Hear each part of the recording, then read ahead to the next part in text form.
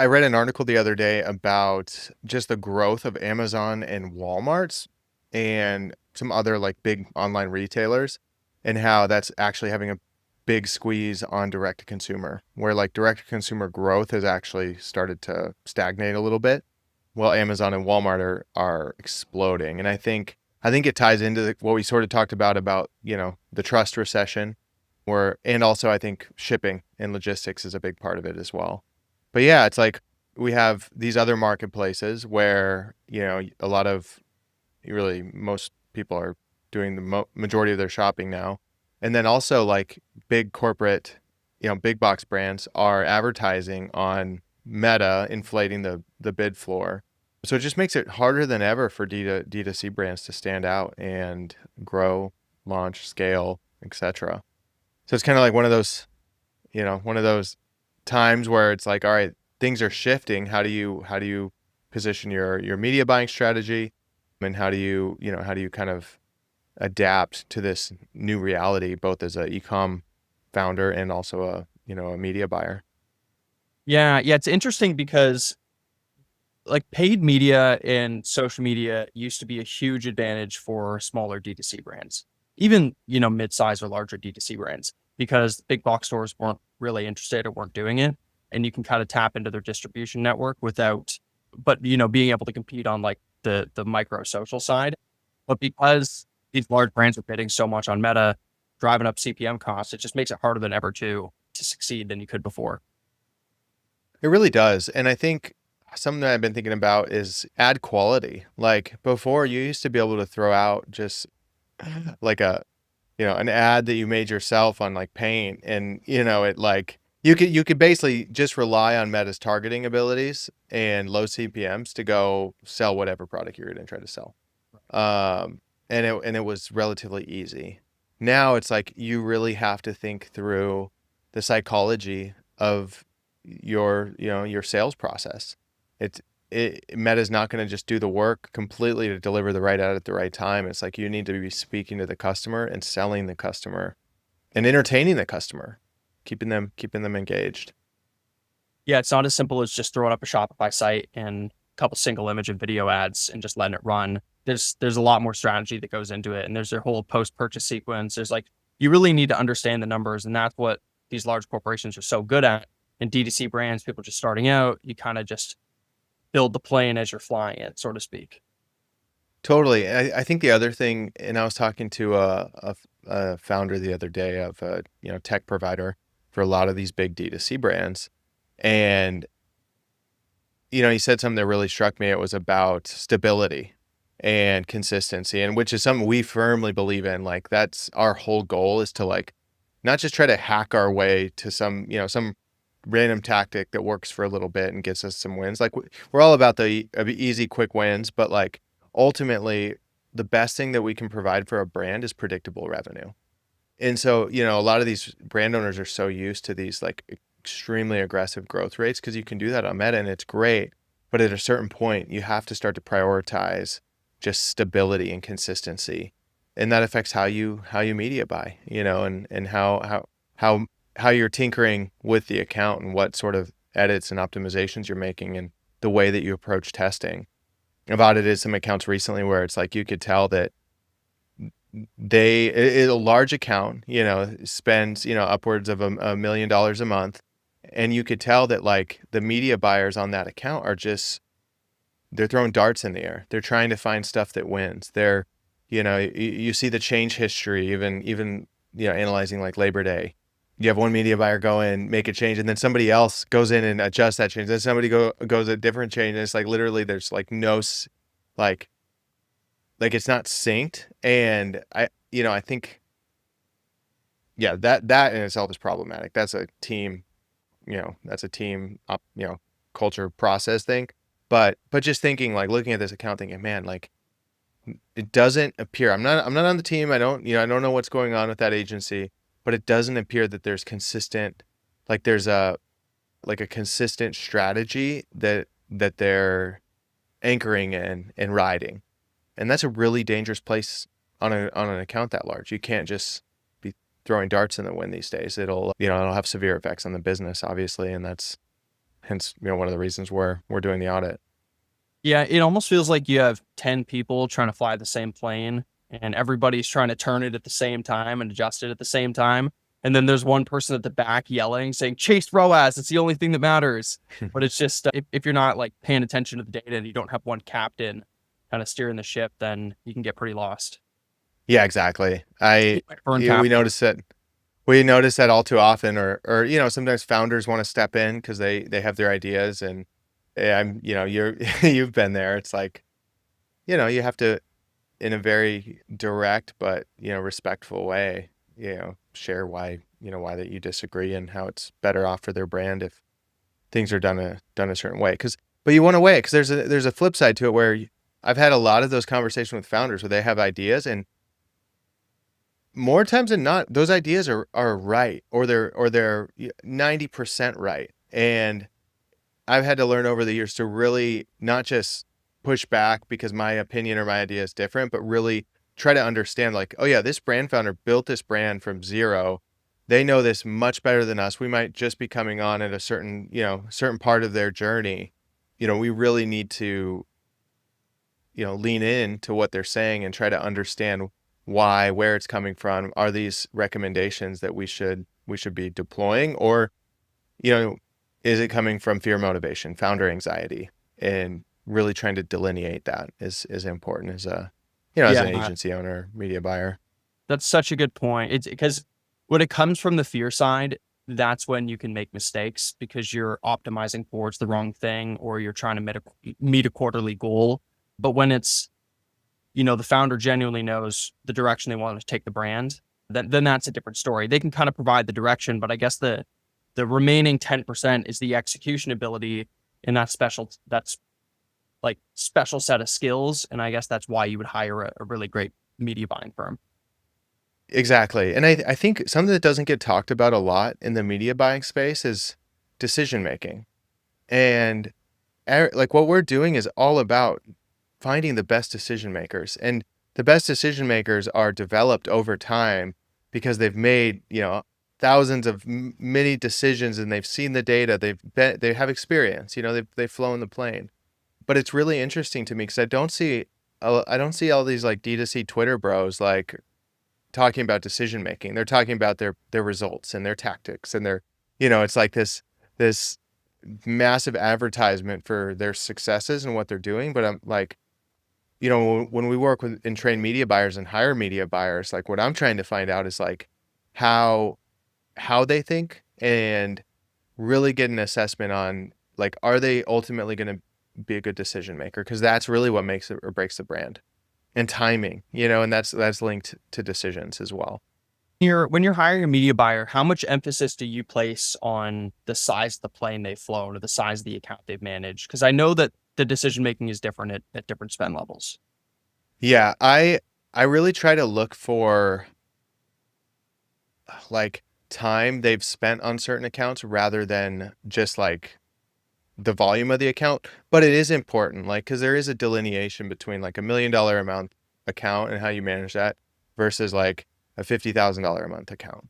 It's going to be, there's going to be a lot of different tactics and different ways that you approach that decision making. And so, it depends. Like, it depends what their role is. If it's a senior, like, definitely, yes, they need to know they need to have experience, like feeling the weight of being responsible for, a lot, that sum of money, $1 million plus a month in ad spend. It's like we've talked about before, like it's like your financial advisor or your fund manager, you're paying them because they've seen it. They know what they're doing. They're going to be the one that's going to make the right decision, regardless of the macroeconomic factors that may be affecting the fear index. They're gonna be able to be rational and make decisions that are the most optimal. It's interesting because, like, oh, go ahead. No, sorry, that's such a great analogy. It's interesting because, like, as a leader and as somebody that is like, overseeing media buyers often, it's really important in the way that you manage and the way that you communicate, because wording something in the wrong way can really influence how that media buyer goes and makes decisions the rest of the week or the rest of that day, right? So it's like if you say, oh, like, oh, we're behind target, and and there's a lot of anxiety and stress about it. What happens is that media buyer kind of carries that anxiety and stress themselves, and suddenly they're operating from a place of anxiety and fear in their decision making, and it doesn't always result in better performance. It can result in poor performance because maybe an ad gets shut off that really it could have gone a couple more days, or maybe they pull budget on something that was not the optimal place to pull budget. It's even though we try to be as mathematical and logical as possible, there is, we're human beings. Like, there is going to be emotion gets into the work. And so it's really important as a leader to manage that well, both in yourself and on the team, and kind of be a buffer between whatever the brand might be feeling and, you know, the actual execution on the account. Yeah, I noticed that a lot, especially for inexperienced media buyers or inexperienced agency owners, is that they'll take the emotion from the client call and then translate that and amplify it down to the team. And then everybody's panicked and trying to make decisions. But it's just, yeah, you have to zoom out a little bit. And these tiny little dips are not going to be noticeable when you zoom out and look at the brand's growth over a year. Exactly. Like, we've had multiple cases of that. I feel like there's like a movie that sometimes plays out in my head. It's like, here we are in a plane, and I'm flying it. And then there's the brand founder that's like trying to sit in the cockpit, but he's like back in the jump seat, and he's like backseat driving and all this stuff. And the plane is like not doing well. It's like going down. But I know that if I could get to a certain altitude and turn a thing, and I know where we're going, but if I listen to the brand founder that's like, screaming his head off because it feels like the plane's going down, it that pilot's going to operate under stress and pressure and is not going to be you want that pilot to be like locked in, cold as can be, no emotion, completely logical, like, like Captain Sully landing on the Potomac. It's like, if he was like, the guy had nerves of steel. Like, you have to be able to like weather the storms like that. Otherwise, you're gonna crash the plane. And that's an extreme metaphor, but it can feel like that too. And with respect to brand founders, it's like, this is their whole life. Like, their livelihood, their team's livelihood, their goal, like, everything is often tied up in this. And so, of course, like, when you're in the media buying seat, managing the most important department for D2C, like, in my opinion, and probably most founders' opinion, like, you really have to take it seriously and be able to manage those high risk situations. And that's something that only comes from experience. You can only learn how to fly the big plane by flying the big plane and doing it for 100 different planes, for 100 different brands, and figuring out how every single person's instruments work. And then through that knowledge of so many different brands, you're going to figure out like the most optimal way to manage a certain account. Exactly. And learning the brand specific data. Like, I think this is where a lot of big agencies miss. And when we take on clients from big agencies, oftentimes, like, a big agency will come along and they'll just lay a format. They'll lay a post, or not a post, sorry. They'll lay a process right onto that brand. And then, this is how we do it. And then, maybe like 3 out of 5 of the accounts that they do that to work, so then 2 accounts will crash and burn and churn, and 3 will be successful, and they just keep going on to the next one, but they have their process that works. And that's really missing it, because like every account is different. Like, I saw somebody post on LinkedIn the other day, like, hey, what's your go-to standard setup right now? If you were to say, like, the main function for Meta, like, what works? What's the standard?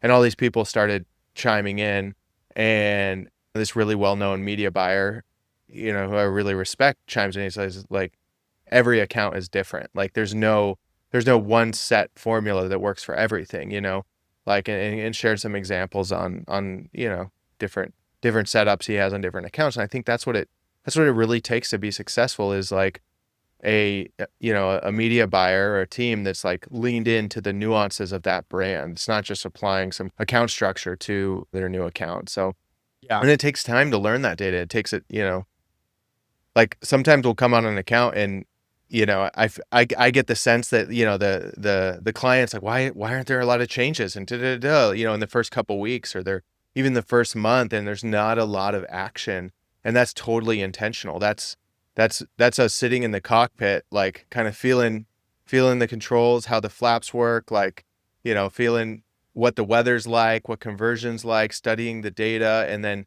really making sure we're calculated before we're making changes. Especially if it's a account that's been aged and is at scale. It's like it's really important to learn that first and learn those nuances.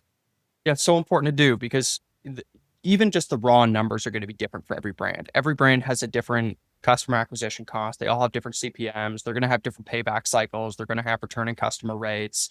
They're going to have varying product costs. They're going to have different hero products, like all of those hard fundamentals. But then there's also the soft emotional side.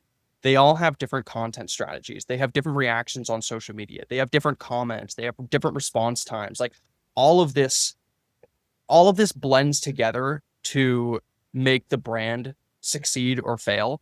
And you need to consider every factor when you're spending on paid media. Exactly. And I think a lot of times Meta just wants us all to do it one way so that it's consistent. And so they recommend basically the same playbook for everybody.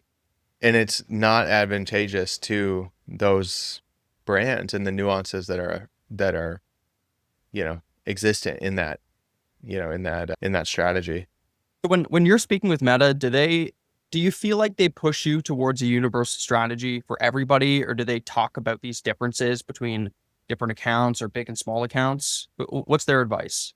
Yeah, some reps are the ones that I like are much more like open-minded, I guess, or collaborative and understanding of like every brand being different.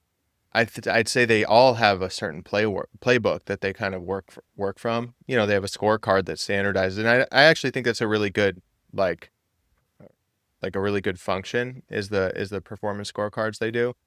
But the last couple of years, it's been go ASC, enable shops, do that. It's been this same playbook of, and now I think after brands doing that for like almost 2 years, they finally realize like, oh, we're not getting like new customers. The bid pool is shrinking.